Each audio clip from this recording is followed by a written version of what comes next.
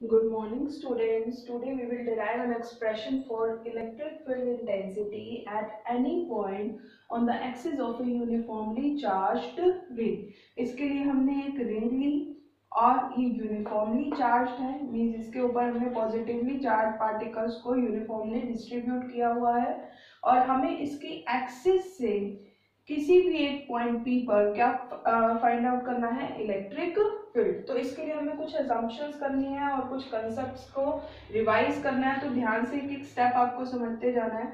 तो यहाँ पर जब हमने देखा कि एक सर्कुलर रिंग है, तो रिंग ये कैसा भी हो सकता है, छोटा रिंग भी हो सकता है, बड़ा भी हो सकता है। तो जब हमारे पास इस तरीके के कोई भी यहाँ पर डायमेंशंस आ जाती हैं, तो जब भी वो बहुत बड़ी है, 1 है, 2 है, 3 डायमेंशन है, कोई भी है, तो उसमें हम एक छोटा सा पार्ट कट कर लेते हैं और उसके लिए जो भी हमें डिजायरेबल है वो फॉर्मूला फाइंड आउट करते हैं। सपोज हमें इलेक्ट्रिक फील्ड फाइंड आउट करना है, तो हम इस छोटे से पार्ट के लिए इलेक्ट्रिक फील्ड फाइंड आउट करेंगे, यानी डिफरेंशिएट करेंगे, उसको डीई फॉर्म में फाइंड आउट करेंगे और फिर वापस पूरे सर्कुलर रिंग के लिए हमें फाइंड आउट करना होगा, बड़े पूरे रिंग के लिए। तो हम इसको क्या कर देंगे, फाइनली इंटीग्रेट कर देंगे। तो ये भी हमारा एक कंसेप्ट होता है फिजिक्स में, सबसे पहले छोटी वैल्यू का यानी उसको डिफरेंशिएट करेंगे, फिर बड़ी वैल्यू का निकालने के लिए हम उसे क्या करेंगे, इंटीग्रेट। तो यहाँ भी हम कुछ ऐसा ही करेंगे। हमने सर्कुलर रिंग पे सबसे पहले ये कुछ असम्पशन की हुई है। हमने एक पॉइंट पी फाइंड आउट किया जो कि सेंटर से कुछ डिस्टेंस पे है, कितने डिस्टेंस पे है, आर, और ये इसकी रेडियस है ओ से सी, जो कि किसके इक्वल है, स्मॉल ए के इक्वल है।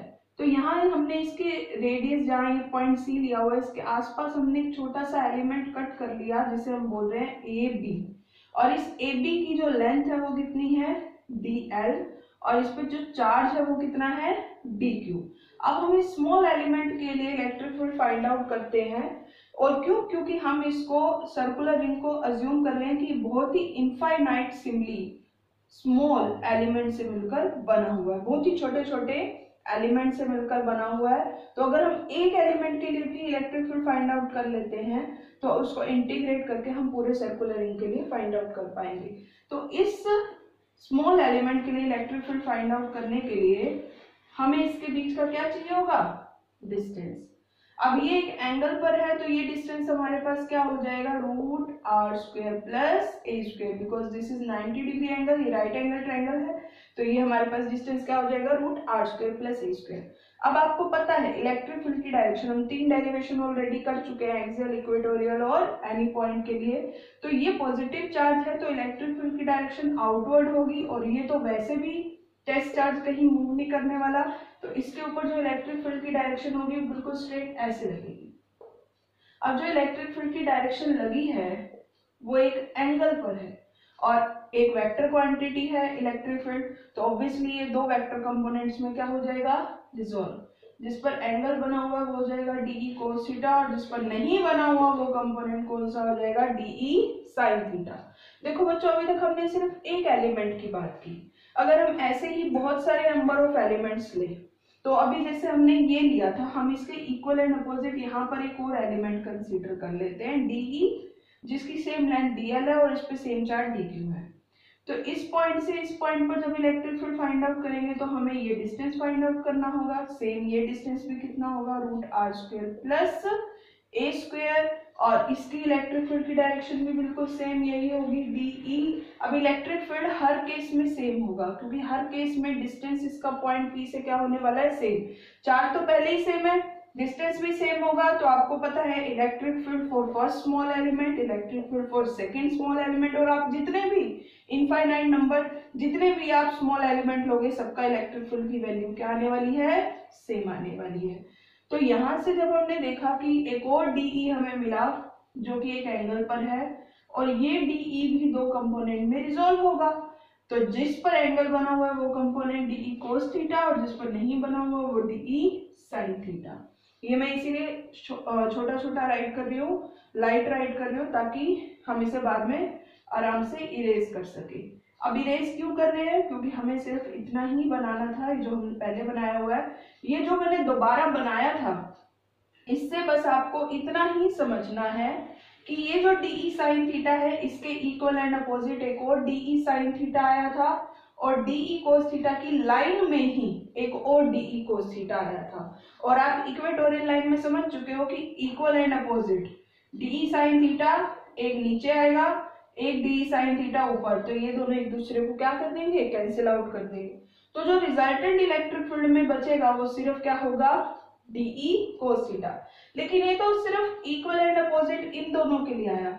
मान लो आप ये एलिमेंट लेते हो तो इसका इक्वल एंड अपोजिट, ये दोनों साइन थीटा को कैंसिल कर देंगे, पर इन दोनों का कोस थीटा वाला बचेगा। ऐसे ही कोई और दो इक्वल एंड अपोजिट, आप इस सर्कुलर रिंग को हाफ ऑफ पोर्शन में डिवाइड कर दो, तो हाफ ऑफ पोर्शन वाले दो मिलकर साइन थीटा वाले कंपोनेंट को कैंसिल कर देंगे। सिर्फ कौन सा कंपोनेंट बचेगा, कोस थीटा।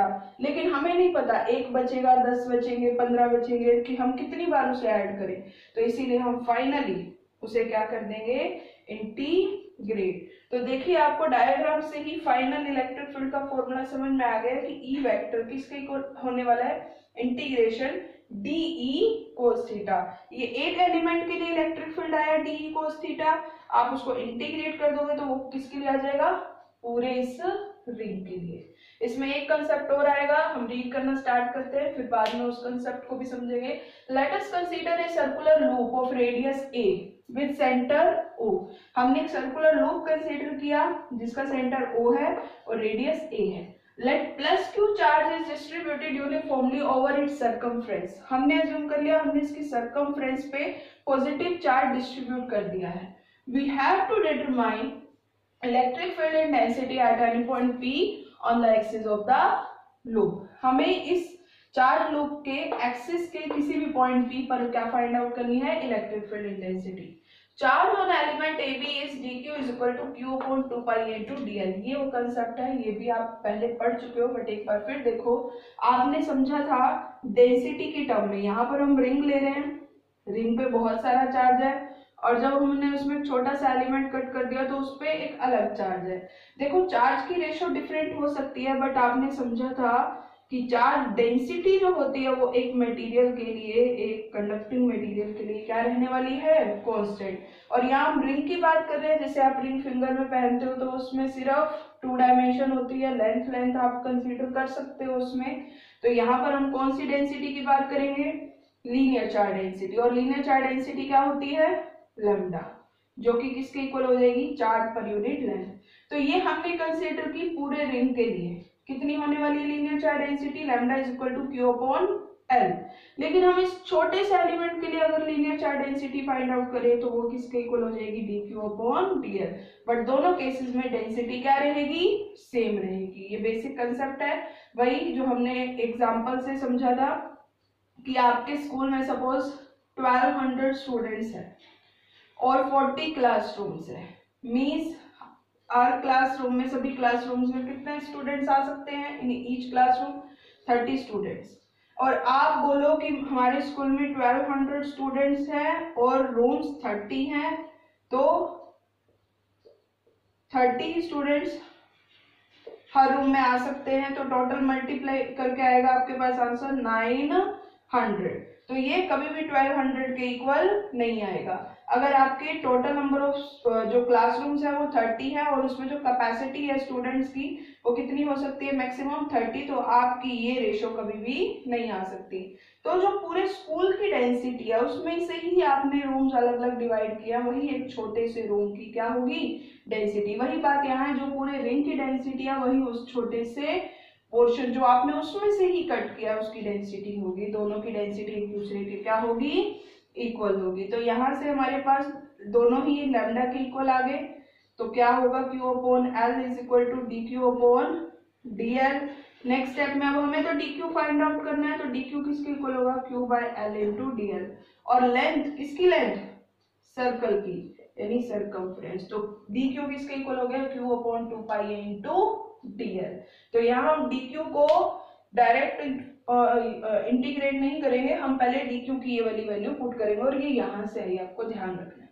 नेक्स्ट है here OC is equal to a, यही हमने असम्पशन की थी। OP is equal to r and CP, ये जो डिस्टेंस है CP, ये किसके इक्वल हो गया, √r square plus a square.